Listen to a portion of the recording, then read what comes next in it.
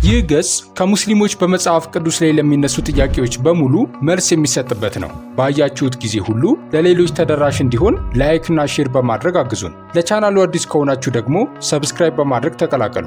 አብራችሁን ስለሆናችሁ እናመሰግናለን። እስከ መጨረሻው ተከታተሉ። ዛሬ የምናየው ጥያቄ በዮሐንስ ወንጌል ምዕራፍ 1 ቁጥር 3 ላይ የሚነሳ ነው። ክፍሉን አንብበነው እንጀምር። በመጀመሪያ ቃል ነበረ፣ ቃልም በእግዚአብሔር ዘንድ ነበረ፣ ቃልም እግዚአብሔር ነበረ። ይህ በመጀመሪያው በእግዚአብሔር ዘንድ ነበረ። ሁሉ በእርሱ ሆነ፣ ከሆነውም አንዳች እንኳ ያለ እርሱ አልሆነም።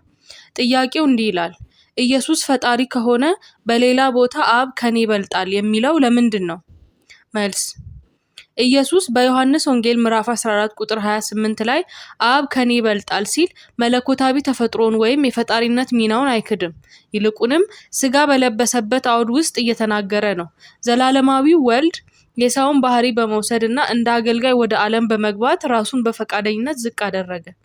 ፊልጵስዩስ ምዕራፍ 2 ከቁጥር 6 እስከ 8 ክርስቶስ በእግዚአብሔር መልክ ቢኖርም መለኮታዊ መብቶችን እንዳልያዘ ነገር ግን ሰው በመሆንና ለአብ ፈቃድ በመገዛት ራሱን ባዶ እንዳደረገ ያብራራል። ስለዚህ መግለጫው በምድራዊ አገልግሎት ወቅት ያለውን ተግባራዊ ቦታ ያመለክታል፣ ዝቅተኛ መለኮታዊ ማንነት አይደለም። በመጽሐፍ ቅዱስ መሰረት በተፈጥሮና በሚና መካከል አስፈላጊ ልዩነት አለ። በተፈጥሮ ኢየሱስ ከአብ ጋር ሙሉ በሙሉ እኩል ነው።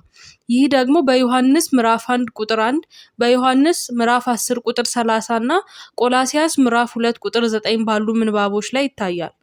ይህም ሙሉ መለኮትነቱን ያረጋግጣል።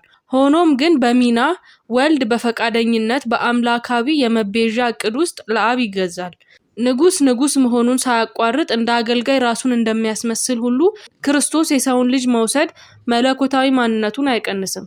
አብ በክርስቶስ ምድራዊ ተልእኮ ወቅት በስልጣን እና በሰማያዊ ክብር የበለጠ ነው። ምክንያቱም ኢየሱስ መዳንን ለማከናወን ክብሩን ለጊዜው ደብቆ ነበር።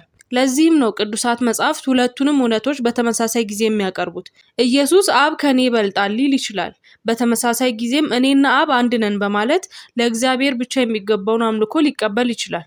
ከትንሣኤው በኋላ ክርስቶስ ዓለም ከመፈጠሩ በፊት ከአብ ጋር ይካፈለው ወደ ነበረው ክብር ይመለሳል። ስለዚህ ዮሐንስ ምዕራፍ 14 ቁጥር 28 የክርስቶስን መለኮትነት አይሽርም፣ በስጋ መገለጥ ያለውን ትህትና ያጎላል እንጂ። ዘላለማዊው ፈጣሪ ሰው ሆነ፣ የሰውን ልጆች ለመቤዠት ራሱን አስገዛ እና በዚያ በተዋረደ ሁኔታ የአብን የላቀ ቦታ ተናገረ።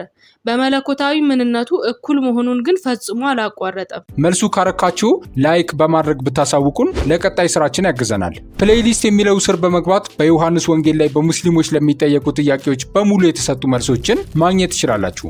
አስተያየታችሁንም አስፍሩልን። ቻናሉን ሰብስክራይብ ማድረጋችሁንም አረጋግጡ። እናመሰግናለን።